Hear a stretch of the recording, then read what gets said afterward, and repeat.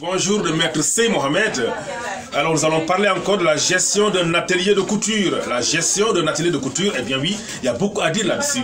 Donc si vous voulez comprendre de façon plus large, allez-y sur ma page YouTube et tapez Maître C BF. Maître C BF, et là vous aurez de plus en plus d'informations. Donc hier j'ai parlé un peu de la nécessité, l'importance d'avoir un business dans le business. Eh bien oui, un business dans le business, c'est-à-dire souvent, on a un atelier de couture et l'atelier est assez, l'espace est assez grand et on le paye chaque fin du mois.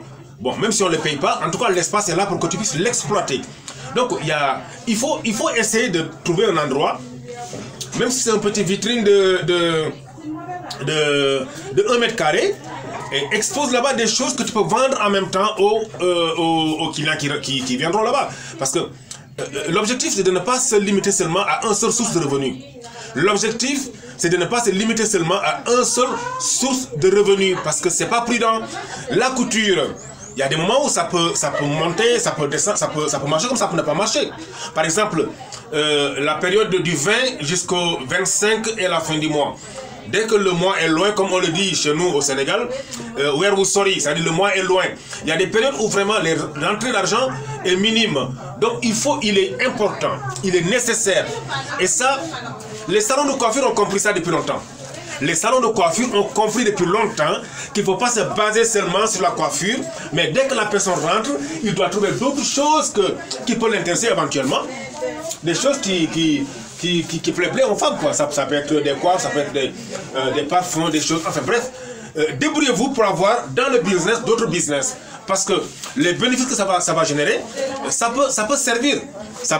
Moi par exemple, lors de la Covid, figurez-vous, rien ne marchait en ce moment, franchement. C'était bloqué, on ne travaillait pas, il n'y avait plus de mariage, il n'y avait plus de baptême.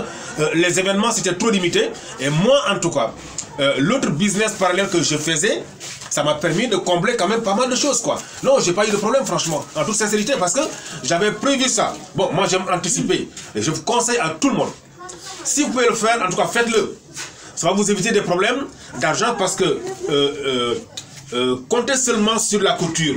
Que sur la couture seulement. Alors que l'espace que tu as pris et que tu payes en location, qu'il pleuve ou qu'il neige, tu es obligé de payer ça, il faut que tu payes. Donc réfléchissez. Qu'est-ce qu'on peut faire de plus pour gagner plus d'argent? Et là, il faut le bloquer. C'est là où, c'est d'où l'importance d'avoir un système de gestion quand même assez acceptable. Il faut forcément, hier j'ai parlé un peu du cahier de gestion. Oui, c'est important d'avoir un cahier de gestion. On ne vous demande pas d'avoir ordinateur, avoir des trucs. Si vous n'avez pas ces moyens, cherchez un cahier. Cherchez un cahier. Ça, un cahier de gestion. Un cahier où vous remplissez les entrées, les sorties. Ça vous permettra de savoir combien vous avez encaissé, combien vous avez dépensé, il reste combien.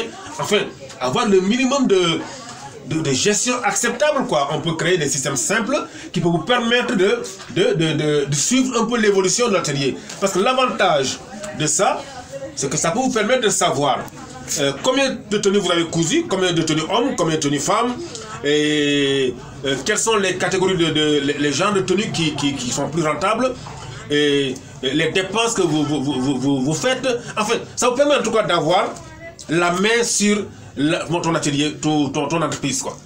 Sinon, supposons que tu veux un prêt en banque et que tu pars pour prendre un crédit.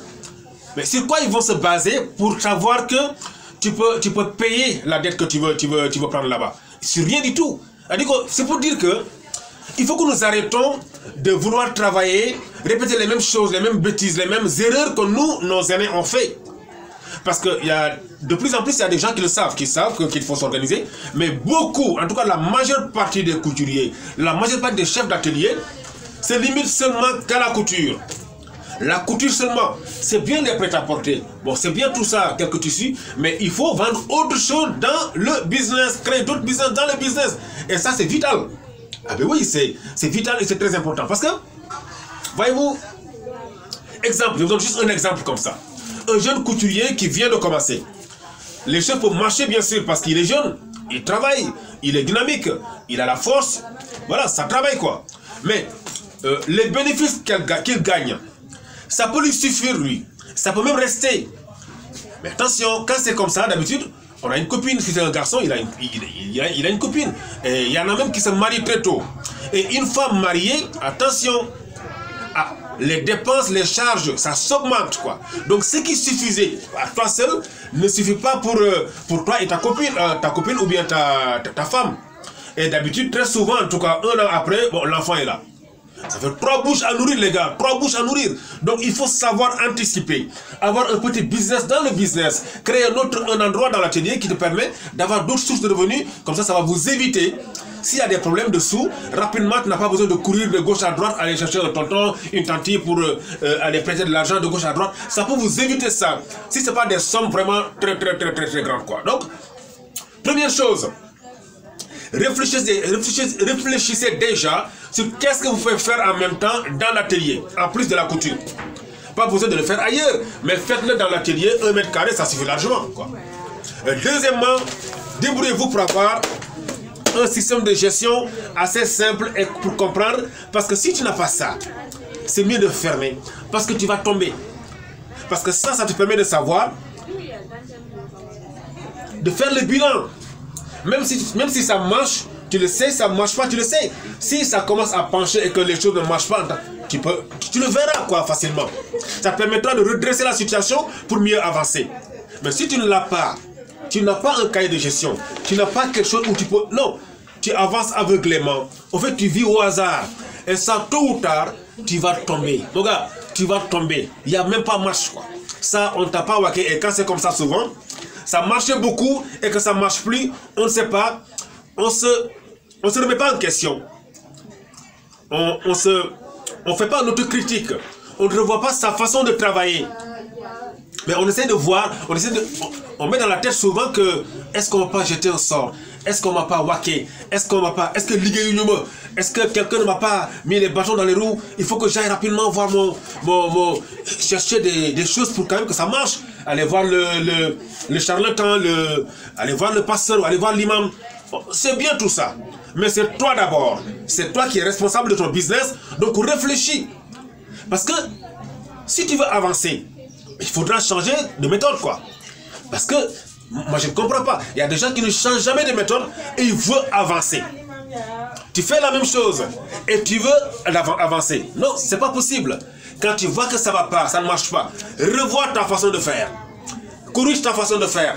Peut-être que c'est pas la bonne méthode. Allez-y apprendre. Va voir ailleurs comment les autres font pour que ça marche. Tape sur YouTube. Allez sur Facebook. Allez sur... Enfin, la connaissance n'est plus cachée maintenant. Non, ce n'est plus caché. C'est pas caché la connaissance.